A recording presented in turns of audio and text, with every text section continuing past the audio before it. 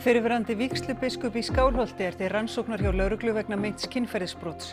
Hann lét af störfum nokkrum dögum eftir að fregnir af málinu bárust þjóðkirkjunni. 2 særðust þegar rússneskur dróni hafnaði á íbúðablokk í Rúmeníu.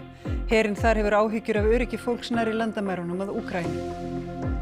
Jarðskorpan gliðnaði nærri 4 metra á örfáum árum á Reykjanesskaga, samkvæmt nýrri rannsókn.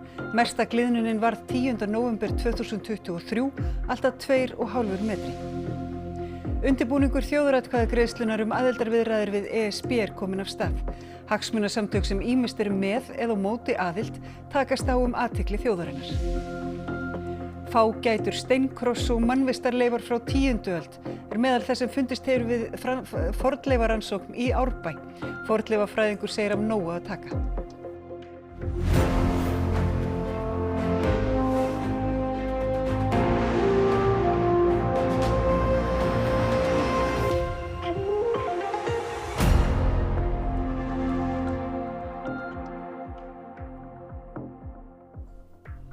Gott kvöld.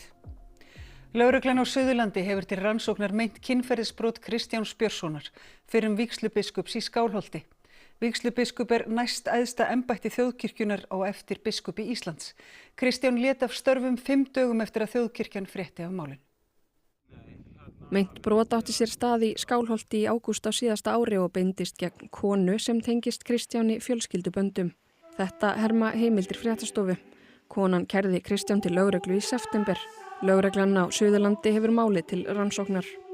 Málið var ekki tilkynnt til aðgerðateymis þjóðkirkjunnar og fregnir af því bárust ekki til biskupsstofu fyrir en rúmu hálfu ári síðar, í mars á þessu ári. Heimildir fréttastofunar innan kirkjunnar herma að stjórn þjóðkirkjunnar hafi veitt biskupi Íslands, Guðrúnu Karls Helgudóttur, heimild til að víkja Kristjáni frá störfum vegna málsins.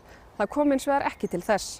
Kristján sagði af sér 5 dögum eftir að þjóðkirkjunni var tilkynnt atvikið. Kristján var vígður til embættis vígslubiskups í Skálholtsumdæmi sumarið 2018 af þáverandi biskupi Íslands, Agnesi M. Sigurðardóttur. Vígslubiskup er næst æðsta embætti þjóðkirkjunnar eftir biskupi Íslands og þeir eru 2 hverju sinni. Kristján var staðgengill biskups Íslands þar til hann lét af störfum í mars. Sjálfur gefur Kristján aðra skýringu á starfslokunum á bloggsíðu sinni. Hann hafi látið af störfum vegna átaka sem fylgt hafi umræðu embætti vígslubiskupa innan æðstu stjórnar kirkjunnar. Hann hafi ákveðið að stíga til hliðar vegna nýrra starfsreglna vígslubiskupa þrátt fyrir að þær hafi ekki náð til hans. Aðeins þeirra sem vígðir er í embætti eftir að reglurnar voru samþykktar. Heimir Hannesson, samskiptastjóri þjóðkirkjunnar, segir að kirkjan tjái sig ekki málefni einstakra starfsmanna eða starfslok þeirra. Hann staðfestir þó að Kristján Björnsson starfi ekki lengur hjá þjóðkirkjunni. Ekki náðist í Kristján við vinnslu fréttarinnar. Fjöldi þjóðarleiðtoga hefur fordæmt Rússa eftir að dróni frá þeim hafnaði á íbúðablokk í Rúmeníu með þeim afleiðingum að 2 særðust. Atlantshafsbandalagið segir ljóst að stríð Rússa stefni öllum í hættu.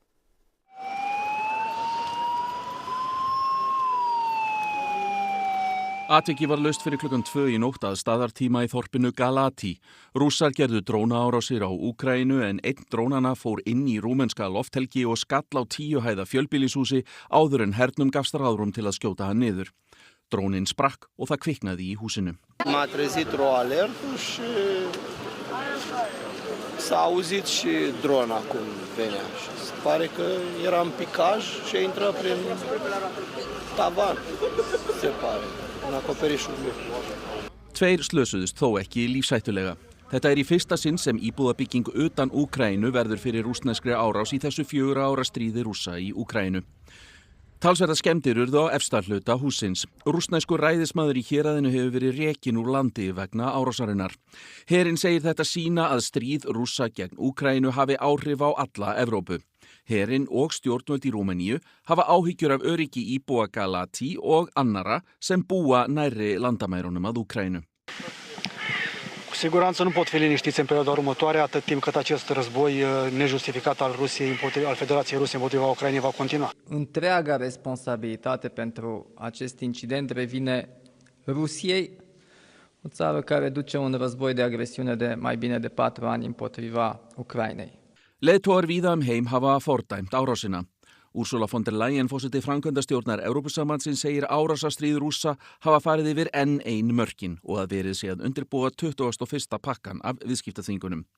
Þá sagði Mark Rutte, framkvæmdastjóri Atlantshafsbandalagsins, að hömlulaus hegðun Rússa væri hættuleg fyrir okkur öll og þetta sýndi að árásarstríð þeirra væri ekki bundið við landamæri Úkraínu.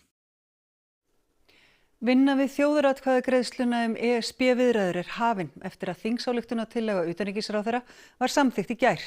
Framkvæmdastjóri landskjörstjórnar segir atkvæðagreiðsluna vel gerlega þótt undirbúningstíminn sé stuttur. Við þurfum að hlaupa svolítið hratt vegna þess að tíminn ekki mjög langur, einungis 3 mánuðir.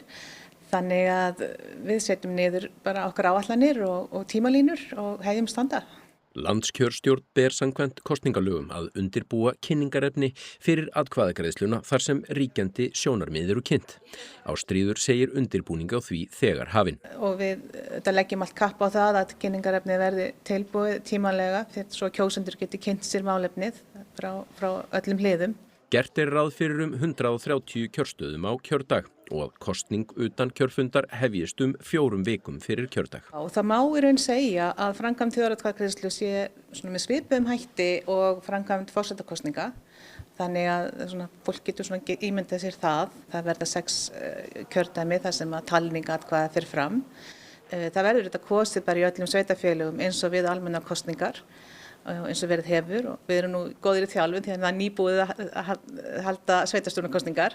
Hagsmunafélög sem ýmist eru með eða á móti aðild Íslands að ESB eru einnig farin af stað. Hjá okkur taka við 3 mánuður í að reyna að koma öllum staðrendum og framfæri við þjóðina, staðrendum það hvers vegna hún á að segja já í haust og hvers vegna við ættum að sækja aðild að Evrópusambandinu og fara inn í þessa samningaviðræður bara kokkraust og með kassann úti. Við erum samtök sem voru stofnuð 27. júní 2002 og höfum því fylgst með Evrópusambandinu og þróun þess lengi og erum þess fullviss að hag Íslendinga sé betur borgið utan sambandsins en innan, en það þýðir ekki það að við viljum ekki vera í góðu samtali við allar þjóðir heims. Bæði Evrópuhreyfingin og Heimssýn fengu 10 milljóna króna styrk frá ríkinu í gegnum síðustu fjáraukalög. Evrópuhreyfingin segir að ekki verði gefið upp hverjir helstu stuðningsaðilar samtakana eru. Við erum bara ennþá að safna fé, þannig að það liggur ekki ljóst fyrir hverjir okkar helstu styrktaraðilar eru eða verða.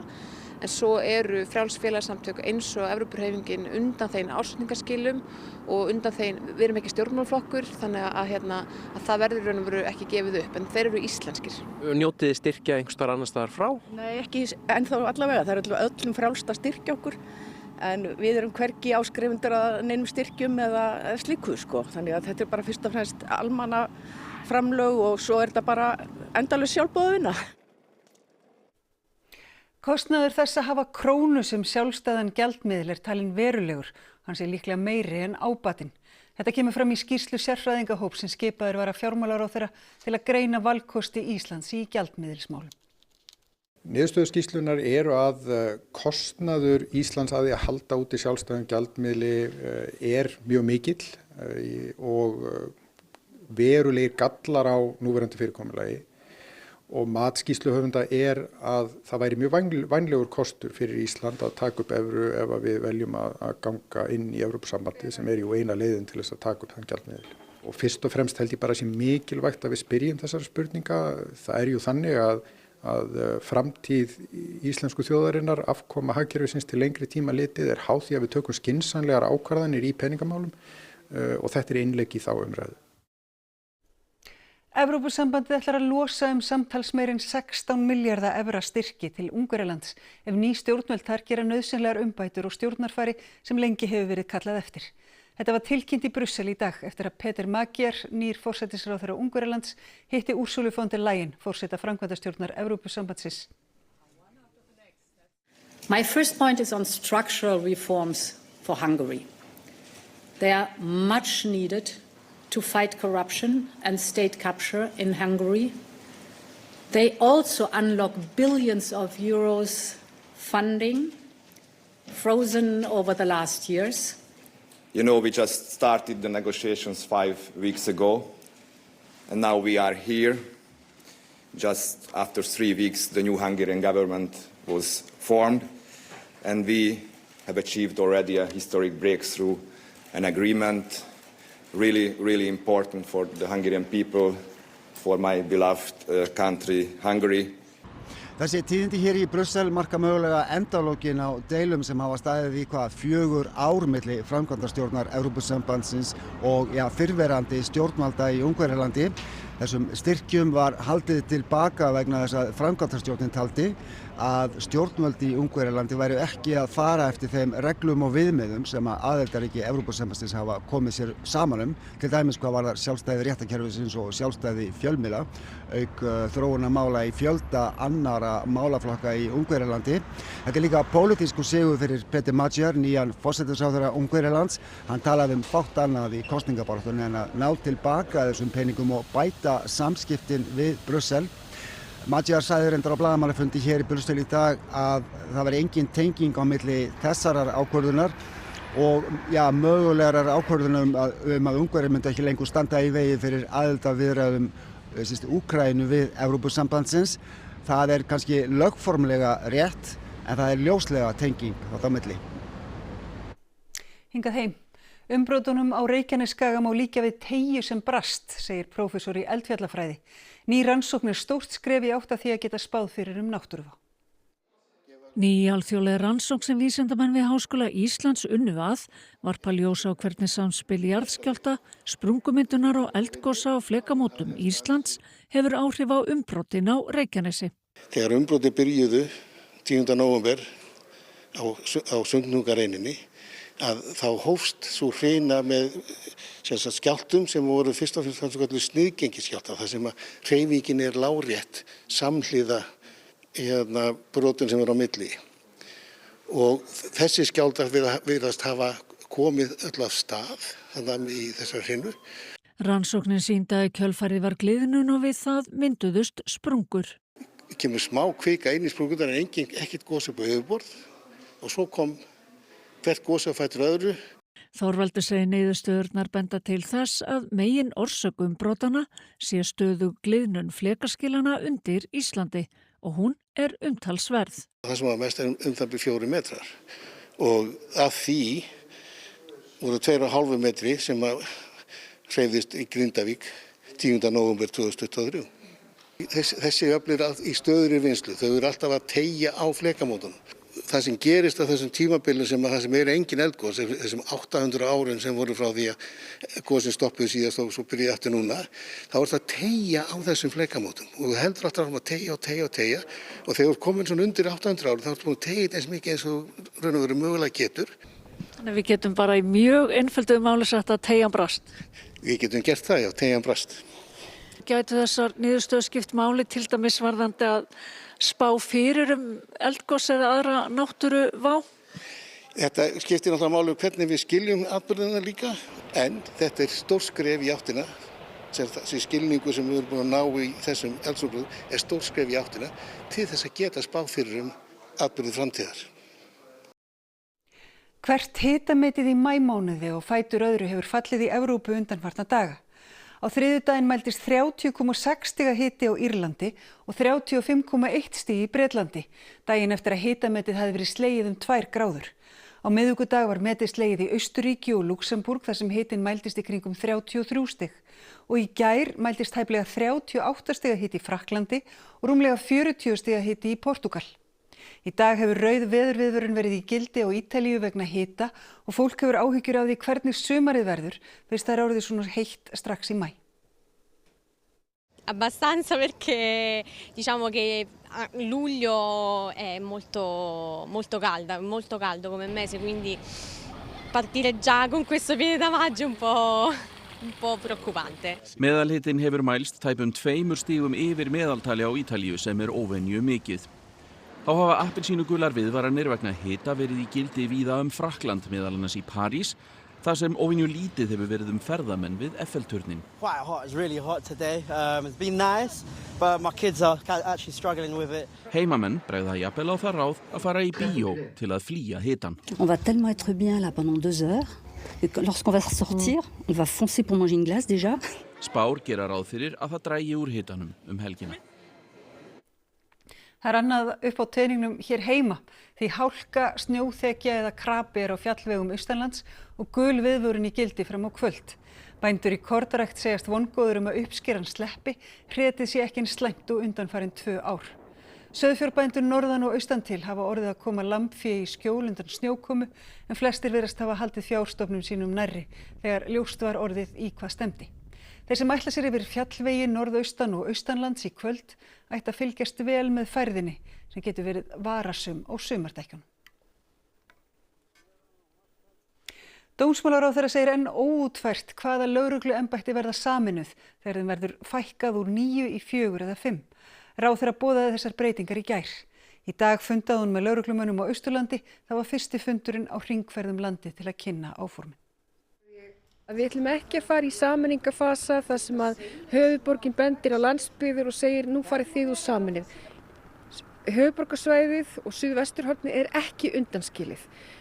Það liggur fyrir núna ákvörðun það að við ætlum að fara í 4 til 5 embætti. Það einlæg skoðun mín og afstaða að þetta muni styrkja lögregluna alls staðar á landinu. Þetta lagðist ágætlega í lögreglumönnum á Austurlandi. Það voru gagnlegar umræður og margar spurningar og ýmislegt rætt á þessum fundi og margt jákvætt og annað sem felur í sér áskoranir.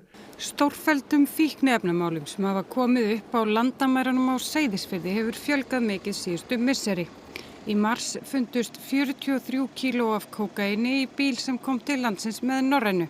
Það meira magn kókaíns en hefur nokkur tíma verið lagt hald á í einu og sama máli hér á landi. Dómar hafa og þegar fallið í 5 málum sem uppkomu á síðasta ári og teljast til stórfelldra fíkniefnamála. Óskar Þór sem stýrir landamæraeftirliti á Seyðisfirði segist vongóður að samhliða stækkun og fækkun lögregluembætta verði hægt að bæta aðstöðu til landamæraeftirlits. Aðstaðan okkar í rauninni ökutæki, landamærabifreið sem í rauninni bara skrifstofa á hjólum og við í rauninni teppum eitt pláss tollgæslunnar með þessari bifreið og það aðstaða lögreglunnar á Seyðisfirði. Og ertu vongóður að úr verði bætt? Já, ég bjartsýnn að eðlisfari. Við erum búin að koma okkar áhyggjum til ráðherra og ég veit að þau vita hvernig staðan þannig að já, ég bara bjartsýnn að þetta verði bætt úr þessu. Ég hef sagt og sagði það við þennan hóp hérna inni í dag að við erum að kortleggja stöðu húsnæðismála hjá lögreglunni allri. Það eru alltaf 2 staðir sem að standa upp úr þar sem staðan áberandi verst. Það á Seyðisfirði og það á Ísafirði. Þessi 2 staðir eru í forgangi í dómsmálaráðuneytinu en við erum ennþá að vinna úr þessum greiningum. 8 háskólanemum var bjargað úr rússíbana í Galveston í Texas í gærkvöldi eftir að þeir höfðu setið þar fastir í 4 klukkustundir í yfir 30 metra hæð. Rússíbaninn Járnhákarlinn í Pleasure Pier skemmtigarðinum bilaði þegar vagninn var nærri kominn efst upp klukkan 5 síðdegis að staðartíma. Slökkviliðið kom á staðinn hálftíma síðar en síðasta farþegunum var bjargað úr vagninum klukkan 9. Engum varð meint af.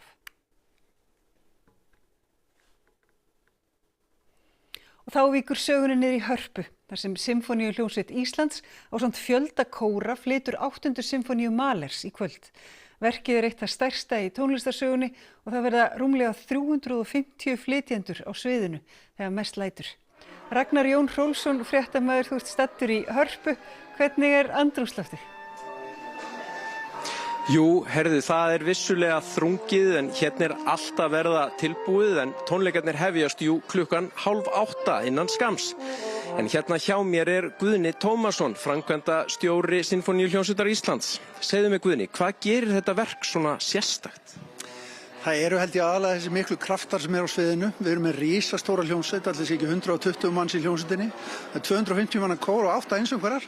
Og þegar hæst tóar þá verður eiginlega bara, þakið við að rifna af Eldborg þó að það sé nú traustlega byggt sko. Og fjallar þetta verk eitthvað? Ykkur boðskapur? Já, það held ég dálítið góður boðskapur svona inn í samtíman. Þetta verk eiginlega bara mennskuna og það kærleikurinn hann sigri allt á endanum. Þannig að ég held að allir getur tekið þetta til sín á okkar á vorum dögum eins og stundum sagt. Þetta í fyrsta sinn það ekki sem að þetta verk flutt hér á landi? Jú, þetta eiginlega þannig í stærðagráðu að við þurfum að taka höndum saman og gerum það núna með listahátíð í Reykjavík sem hefst einmitt á morgun og verður núna næstu daga fyrir Reykjavíkinga alla og landsmenn alla. Þannig að það er hrikalega spennandi tímar framundan í Reykjavík og frábært að fá okkar góðu samstarfsfélagi í listahátíð til þess að gera þetta stóra verk Maler 8 sem að er bara ekki gert á hverjum degi og ég veit ekki hvernig við gerum þetta næst, alltaf ekki svona 30-40 árið það. En þetta verður ekki bara heldur haldið í kvöld eða nokkuð? Nei, við erum ennblega endurtökum leikinn á morgun og það er bara smekk uppselt upp í Rjáfur. Það er kannski þetta að reyna að rembast við að finna sér einn og einn miða einhverstaðar upp í Rjári, en svona er þetta bara og þetta er frábært hvað við finnum fyrir mikilli væntumþykju að fólk flykkist á þessi tónleika til okkar að heyra Maler 8. En þessi tónleikar í kvöld eru líka ákveðin kveðjustund, er það ekki? Jú, við erum að kveðja okkar góða aðalhljómsveitarstjóra eftir nokkra ára starfana, Eva Ollikainen, finnsku hljómsveitarstjóri sem er búin að vera hjá okkur sem listrænt stjórnandi og aðalhljómsveitarstjóri. Hún er búin að vera alveg frábær innspýtingin í íslenskt tónlistarlíf og við erum henni mjög þakklátt eftir þetta góða samstarf. Svo fáum við nýjan spennandi aðalhljómsveitarstjóra í haust. Takk fyrir það, Guðni. Við ætlum að láta staðar numið hér í Eldborga sinni. Takk fyrir það, Ragnar. Þetta eru spennandi tónleikar í kvöld og morgun. En þá að öðru. Vör, ný farþegamiðstöð við Viðeyjarsund var vígð með viðhöfn síðdegis. Þetta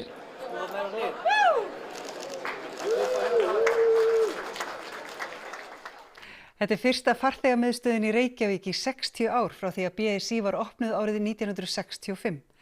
Vör er ætlað að þjóna farþegum skemmtiferðaskipa yfir sumartíman en yfir vetramánuðina verður húsnæðið vettvangur viðburða og veisla. Aldagamall steinkross kom upp úr jörðinni í fornleifauppgreftri í Árbæ í gær. Fornleifafræðingur segir fundinn óvæntan en rannsóknir hafa staðið yfir í 10 ár. Við erum að rannsaka fornleifar hér í Árbæ. Fornleifarannsóknir á bæjarstæði Árbæjar hófust 2016 og að þeim hefur komið fjöldi fornleifafræðinga, nemendur í fornleifafræði og fleiri. Við erum örugglega komin í 100 ef við tel alla með og sérfræðingana. Við erum búin að finna mjög mikið brot af byggingum og hér erum við eina byggingu sem er frá eftir, hún er svona 13. til 14. öld sennilega og við höfum fundið töluvert magn af gripum líka. Og einn sá merkilegasti fannst í gær. Steinkross, svolítið óvænt. Hann er úr íslensku grjóti og hefur sennilega verið búinn til á staðnum. Og gjóskulög gefa vísbendingu aldurinn. Hann fannst í jarðlagi einhvern tímann á milli 1226 til 1500. Þannig að við erum með gjóskuna 1226 sem er hluti af Reykjaneseldum og svo 1500 gjóskuna sem er Katla. Hvort að hér hafi verið bænhús eða kirkja vitum við ekki ennþá, en svo geti þetta líka hafa verið bara verndartákn. Nokkrir áþekkir steinkrossar hafa fundist hér á landi, meðal annars í Viðey og Reykholti. Það er eitthvað eins og hann hafi staðið ofan í einhverju. Við hefum eftir að skoða fleiri kannski frá Skandinavíu, athuga hvort við finnum einhverja samsvörun. Myndirðu segja að þetta væri svona merkilegasti gripurinn sem hafa fundið á þessum 10 árum? Allavega í topp 5. Elstu rituðu heimildir búsetu í Árbæ eru að sögn Sólrúnar frá miðri 15. öld. Hann er náttúrulega virðist vera eldri heldur en elstu rituðu heimildirnar og við vitum að hér eru minjar töluvert eldri heldur en elstu rituðu heimildirnar og við höfum frá upphafi rannsóknar þá höfum við fundið minjar sennilega allt frá 10. öld. Við erum nýbúin að fjarlægja torfveggi og gólög sem að tilheyra byggingum sem eru frá 16. til 17. öld og undir þeim þá er að koma í ljós eldstæði sem við sjáum hér. Þannig að hér undir eru önnur mannvirki. Verkefnið hefur staðið yfir í 10 ár. Já. Og þið haldið áfram? Já, hér er nóg að taka. Þá að veðri. Austlæg átt 8 til 15 suðaustan og norðvestan til á morgun, annars hægari. Skýjað mest allt land og sumstaðar dálítil væta en slitta eða snjókoma í fjallahæðum landið austanvert. Yfirleitt þurrt norðvestan og vestanlands. Hiti 4 til 11 stig svalast fyrir austan. Nánar veðrið að loknum íþróttafréttum. Argentína hefur titil að verja á HM karla í fótbolta sem hefst eftir 13 daga. Lionel Messi er í argentíska hópnum og er á leið á sitt 7. heimsmeistaramót. Einn stærsti fótboltaleikur félagsliða hvers árs úrslitaleikur meistaradeildar Evrópu.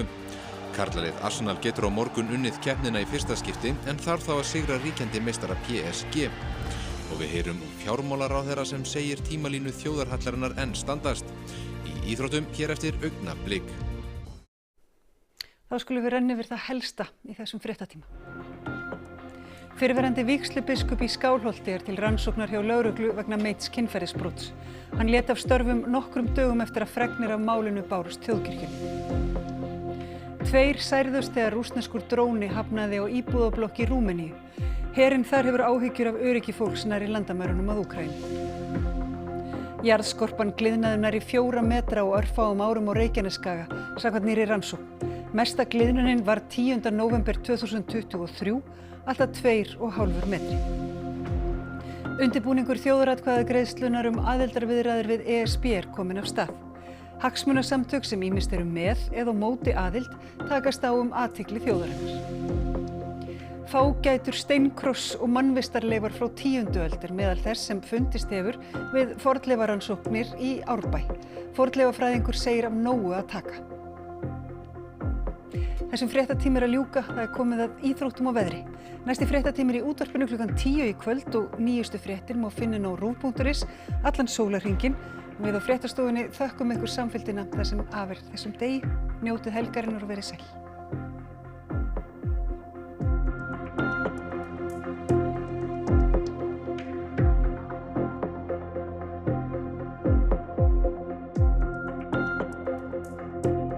Á RÚV í kvöld. 20 og eitthvað. Íslensk grínþáttaröð fólk á þrítugsaldri sem fæst við háskólann, vinnumarkaðinn, sambandsdrauga, rappara og glataða æskudrauma. Það sagt í hinsta andvarpinu mæti. Lögin hans Bubba. Heimildaþættur Bubba Mortens þar sem farið yfir 15 bestu lögin hans að mati þjóðarinnar. Rætt við Bubba auk fjölda samferðamanna hans. Eftir sumri